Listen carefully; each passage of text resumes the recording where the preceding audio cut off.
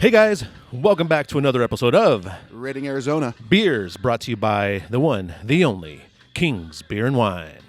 Central and Thomas. Central and Thomas. Midtown Phoenix. Absolutely. Sarah Cool little and stubby. Mark and Sarah aren't cool and stubby. It's a Crowlers. I like these Crowlers. These little barrel-looking things, I guess you could say. Yeah. Sarah and Mark. Thanks for supporting this debacle of a podcast that we do. Exactly. This was one of the only places that had canned, beer to take, did a Crowler like that.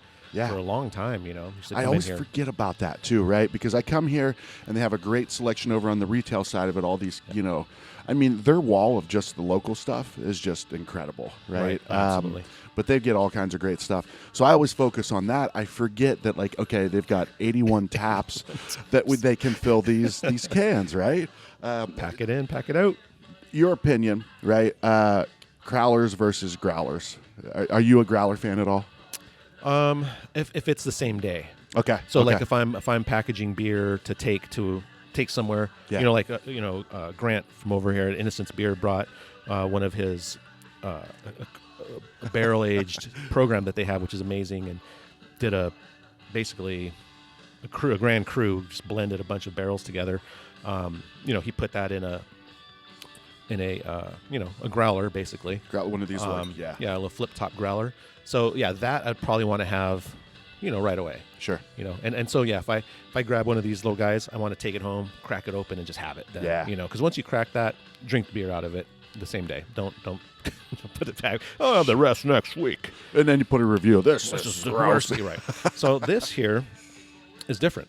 Yeah. You package it in that, as long as there's no oxygen in there, and they do a great job here of capping on the beer. Yep. Then you can hold. I had actually a red and white King's can that I had probably in my beer fridge for like 2 years. Really? Yeah. It was. I remember it was like a KBS, I think, from a long time ago, and I had got it when Mickey was still owned the joint, and it was like 2 years later, and his sloppy handwriting was on there, and I had cracked it open and fresh as the day as I really. Oh yeah, nice, absolutely, heck yeah. So, anyways, we're always off topic. So we have a beer out of Grand Canyon Brewing Company. Now, this is a collaboration with Earn Your Booze, and I think there's another another group on the back too that I saw that I wasn't really familiar with. Is that? Oh, I think it's just is that the Earn Your Booze? This is the Earn Your Booze logo. That's the logo. So they're now, it's Earn Your Booze and it's Earn It All. Okay, they have the Earn It All Academy. Got you. But then they've got the tag on their veteran-owned business, because both of them are. Grand Canyon and Earn Your Booze are both veteran-owned businesses. Perfect. Yeah. And this is their Dead Hanger Pale Ale coming in at 7% ABV. So which is interesting, right? That's just really interesting to me. So a pale ale at 7% ABV, to me, is like an imperial pale ale, also known as an IPA. Because I don't understand. Anyways, whatever. Well, you can call it whatever you want. And I think so. I did an episode with them, and I probably should remember. This episode's going to be out in the next couple of days, based on the day we're recording this. But I think the way Alex from Grand Canyon explained it is more kind of like the profile, the taste profile of the beer. But we're going to find out. And Alex, we're going to find out if you're full of shit, man. Right, no, right. Because if it's like really hoppy and really, you know what I mean, then we're like, well, we're drinking an IPA at 7% ABV. I would think anything under, like 6% or lower is probably, I would say it was a pale ale. But anyway. Now, also, here's what I'll let you pour your own there, right? Isn't that what you say? You don't pour my own, right? This is pouring out like a juicy IPA. Now, this is also, a little disclaimer here. I don't know if this is the final can, right? Because they did a couple iterations. There was, some promo type of things. So it's a hazy pale ale. That's obviously, as you see it, but they're promoting it as a hazy pale ale. But on here, it just says Dead Hanger Pale Ale. It doesn't say anything about hazy, but this might not be the final can that they have. Interesting. The design that they have, but. So this thing poured orange juice. Yeah. It's orange juice in color. Looks like a hazy IPA. Yep. Very, the head dissipated really quickly. It was white, tight, compact bubbles, but it did dissipate really fast. What does that mean? But, does that mean what does that indicate to you? Undercarbed. Okay. Could be. Yeah, undercarbed. On purpose or on accident, depending on what you were going for? Or is it typically... well, pale ale usually should be carbed really well. Okay. Yeah, it should be really carbed, really light, light body, pale ale, stuff like that. Yeah, so hazy IPAs, on the other hand, could be a little bit undercarbed. Now, also, another disclaimer with this, as we always get, right? We usually get, like, hey, here's some free beer, take this. But it's some low fills, or maybe this was the 4-pack that was on the table, at an event or something like that. That could kill the beer immediately. Yeah. Let's well, you know what? Let's stop trying to make excuses for Grand Canyon and let's get a drive-by aroma. It's an IPA. Yeah. So, a pale ale. So Pueblo Vida, we just did a review on a Pueblo Vida beer. They are the masters of hazy pale ale and IPA. Okay. So their IPA is always 7% because they brew the same base, and then they change the hops. But their pale ale is usually in the 5 to 6% range. Okay. But again, it's just a light IPA. Okay.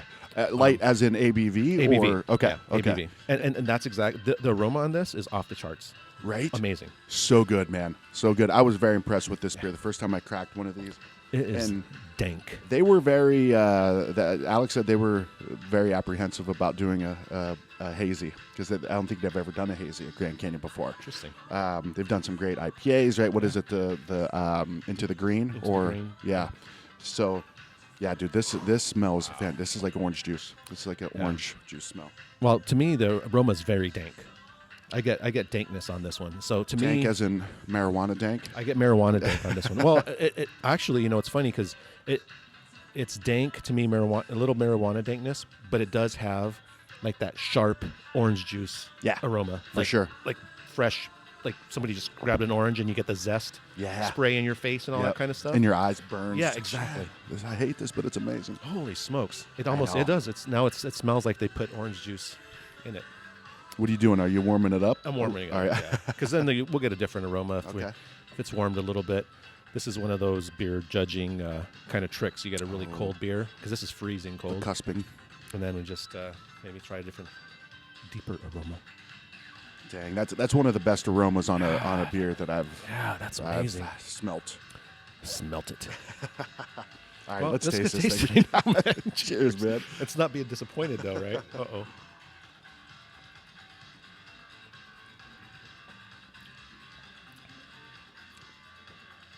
I think they did a great job on this one, man. God damn it, that's delicious.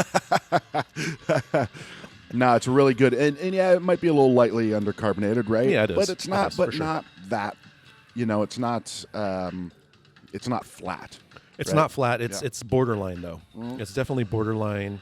That's the one little knock on it is the carbonation level. But as far as the flavor, I mean, it's got that right dry character, that right hop character. Yep. Definitely an IPA. It's not a pale ale. Alex, you and Marcus need to have a discussion. Because, I mean, the bitterness in there, that's what gets you. Yeah. It's definitely has a much bigger bitterness than say like a pale ale would be a little bit lighter, you know, on the bitterness scale. But I think IBU wise, it's probably way up there. ABV wise, it's 7%. You'd have to do a lot to earn your booze on this one. Yeah. Being a 7%er. You wouldn't be able to pound this thing down. Oh, I'd be able to pound this thing down, but you're not going to, As I'm pounding this thing down. Chug it. We did leave a little more for Mark, too. No, I think they nailed it. And like I said, take this with a grain of salt because this is a can that has been passed around. It's they brought this. Have you ever met D'Lo? Maybe. The bar restaurant insurance guy. Okay. He's a character. He has his own podcast, so I joined him as like a special guest host when Justin and Alex came. These were, promotional type of cans that they were handing out. So I don't think that this is the best iteration of what this beer is. I hope it is. I hope this is what people are drinking because it's. I guess mainly just for the carbonation side. Yeah. If it was carved up a little bit more, but I'm not complaining about this at all. No. Not at all. I mean, it is, again, like I go to Pueblo Vida for the pale ale kind of thing, right? The joke between this is a pale ale and this is an IPA. Well, they're not. They're the same thing. This is in that realm for me. Yeah. Like this has that like punch and I mean, this is I mean, sorry, Grand Canyon, but this is by far the best beer I think I've ever had out of Grand Canyon Brewing Company. I agree with you, man. I mean, this is. Yeah. I've had a lot of Grand Canyon. I've bought mixed packs, and I bought, every time I go to Flagstaff, I buy.